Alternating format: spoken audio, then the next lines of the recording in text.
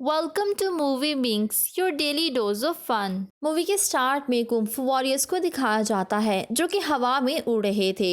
इस जगह का नाम किंग यान था जहां बहुत सारे स्कूल्स थे। यहाँ हम एक जैंग नामी लड़के को देखते हैं जो इन्हीं स्कूल्स में पढ़ता था, लेकिन बाकी वॉरियर्स की तरह स्ट्रॉन्ग नहीं था। जैंग काफी अच्छा इंसान था, इसलिए सब उसे बहुत पसंद करते थे। वो सब के लिए खाना भी बनाता था। टियान नामी लड़की जो कि जैंग के मास्टर की बेटी थी, वो उसे लाइक करता था, लेकिन टियांग उसका ख्याल बिल्कुल भाइयों की तरह रखती थी। सब बैठे खाना खा रहे थे और जैंग से बात करते हैं क्योंकि वो पिछले 10 सालों से अच्छा वॉरियर नहीं बन सका था। टियांग उसे समझाती है और साथ ट्रेनिंग भी देती है, लेकिन वो उसकी ब्यूटी की वजह से फोकस नहीं कर पाता। टियांग उसे विलेज लेकर जा रही थी तो जैंग को याद आता है कि 10 साल पहले उसके पेरेंट्स को मार दिया गया था। जैंग को याद आता है उसके घर के सामने बिजली का दायरा बना हुआ था। जैंग के फादर कुंफू मास्टर थे, वो किसी डीमन से फाइट करते हुए मारे गए। उन्होंने डीमन को हरा दिया था, लेकिन उस डीमन ने अपनी थंडर पावर से अटैक करके उन्हें खत्म कर दिया। जब सुबह वो और उसका फ्रेंड उठे तो तब तक सब कुछ खत्म हो चुका था। उस दिन जैंग कहता है, मैंने खुद से वादा किया था कि इस बात का बदला जरूर लूंगा। जैंग को लेने के लिए वहाँ कुंफू मास्टर और उनकी बेटी भी आए हुए थे। उस दिन वो उनका स्टूडेंट बना था। जैंग कहता है कि 10 सालों से मैं यहाँ स्टूडेंट हूँ और मुझे आज तक नहीं पता चला कि विलेजर्स की मौत का जिम्मेदार कौन था। सीन्स स्कूल पर शिफ्ट होता है जहाँ सभी कुंफू मास्टर्स अगच्छे हुए थे। यहाँ एक लेडी भी मौजूद थी जो सिर्फ गर्ल्स को ट्रेनिंग देती थी। एक कॉन्टेस्ट होने वाला था। लेडी मास्टर अपनी स्टूडेंट जूकी का बताती है कि वो इस कॉन्टेस्ट में पार्टिसिपेट करेगी। सब उसकी परफॉर्मेंस देखने जाते हैं। वो इंतहाई खूबसूरत थी। जैंग जूकी के सामने गिर जाता है, इस वजह से उसे पनिश किया जाता है। टियान रात को जैंग की बॉडी पर ऑयल लगाती है जिससे उसे थोड़ा आराम मिलता है। टियान बड़ी मुश्किल से ये ऑयल ढूंढ कर लाई थी। अब जैंग समझता है कि टियान भी उसे लाइक करती है। सीन्स एक नदी पर शिफ्ट होते हैं जहाँ जैंग किसी को आवाजें दे रहा था। एक बड़ा सा ड्रैगन बाहर आता है। जैंग उससे मिलने आया था। वो उसे बताता है कि मैं टियान को सब कुछ बताने वाला हूँ कि मैं उसे कितना लाइक करता हूँ। सीन्स कट होके टियान पर जाता है जहाँ वो जैंग को अपने फादर की कुंफू बुक देती है ताकि वो कॉन्टेस्ट से पहले एक अच्छा वॉरियर बन जाए। जैंग ट्रेनिंग कर रहा होता है कि उसका लॉकेट चमकने लगता है। ये लॉकेट उसके फादर का था जो कि एक काफी पावरफुल स्टोन था। वो उसे अपने कंट्रोल में कर सकता था, इसलिए जैंग उसे गहरी खाई में फेंकने जा रहा था कि उसे एक मंकी आकर तंग करने लगता है। वो जैंग को एक नदी में धक्का दे देता है, लेकिन ये स्टोन जैंग को डूबने से बचा लेता है और बाहर ले आता है। जैंग जैसे ही बाहर आता है, मंकी फिर से जैसे उसका वेट कर रहा था, वो उसी से दोबारा स्टोन छीनने की कोशिश करता है। मंकी उसे काट लेता है जिसकी वजह से जैंग का ब्लड निकलने लगता है। ये स्टोन उस ब्लड को जज्ब कर लेता है और अचानक नदी से एक स्टिक बाहर आती है। फिर ये स्टिक स्टोन को अपने अंदर जज्ब कर लेती है। इससे वो स्टिक बहुत पावरफुल हो चुकी थी। इसका नाम ब्लड सकिंग बीड था। सब मास्टर ये देख रहे थे। वो कहते हैं कि घोस्ट किंग इसे लेने जरूर आएगा। दूसरी तरफ घोस्ट किंग और कुछ डीमन मौजूद थे। घोस्ट किंग अपने एक साथी को वो स्टिक लेने के लिए भेजता है। वो मैजिकल स्टिक जैंग के पास थी। जैंग मंकी को बचाता है जिससे वो उसे तंग करना छोड़ देता है। इतने में एक गर्ल आके जैंग पर अटैक करती है तो टियान और जूकी उसे बचाने के लिए आ जाती हैं और उस लड़की को भगा देती हैं। उधर जैंग के बाजू का जख्म भी ठीक हो चुका था, लेकिन जैंग इस स्टिक का जिक्र किसी से नहीं करता। नेक्स्ट डे जैंग सो रहा था तो वो लड़की फिर से स्टिक लेने आ जाती है। वो स्टिक उठाकर भागती है, लेकिन स्टिक दोबारा से जैंग के पास आ जाती है। यानी इस स्टिक का जैंग के साथ कोई ना कोई कनेक्शन जरूर था। नेक्स्ट डे जैंग के मास्टर उसे भी कुंफू कॉन्टेस्ट का पार्ट होने का बताते हैं कि वो भी इस कंपटीशन में हिस्सा लेगा। ये सुन के जैंग काफी खुश था। जैंग का फ्रेंड उसे कंपटीशन के बारे में बताने आया था। टियान उसके फ्रेंड को लाइक करती थी।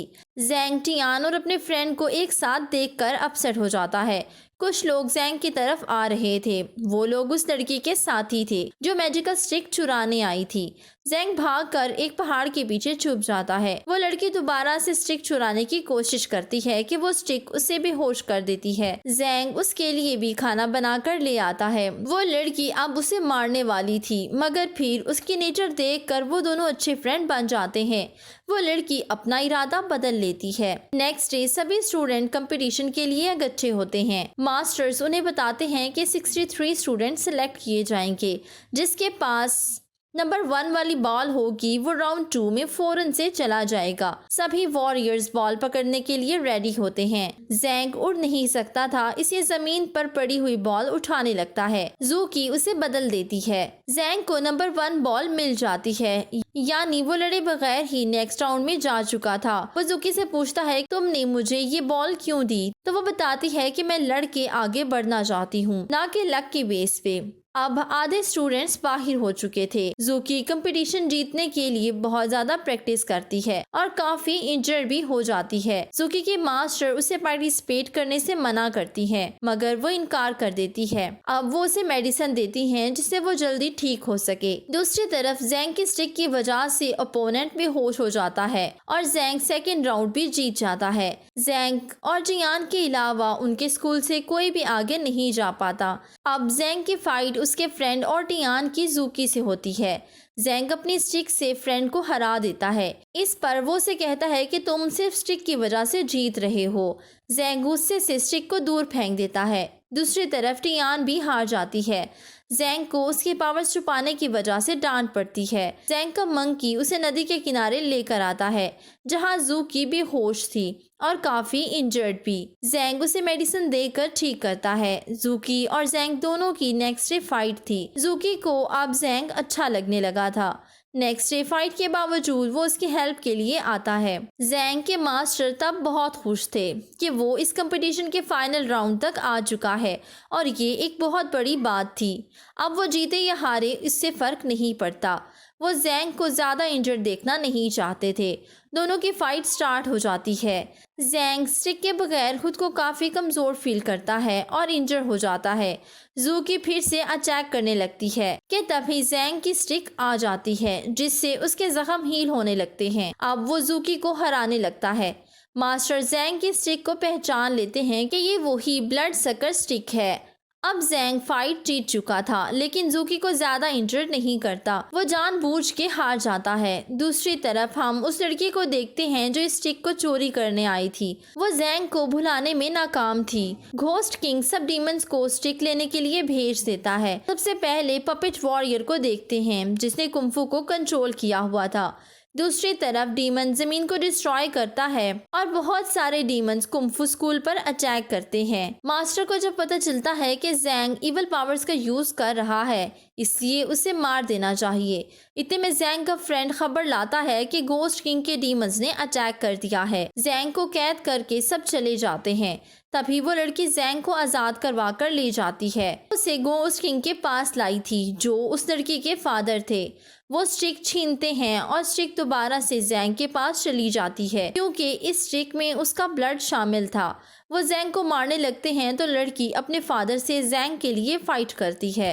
अब जैंग और घोस्ट किंग की लड़ाई होती है। सब मास्टर और स्टूडेंट्स उसकी हेल्प के लिए आ चुके थे। बहुत सारे कुंफू वॉरियर्स मर चुके थे।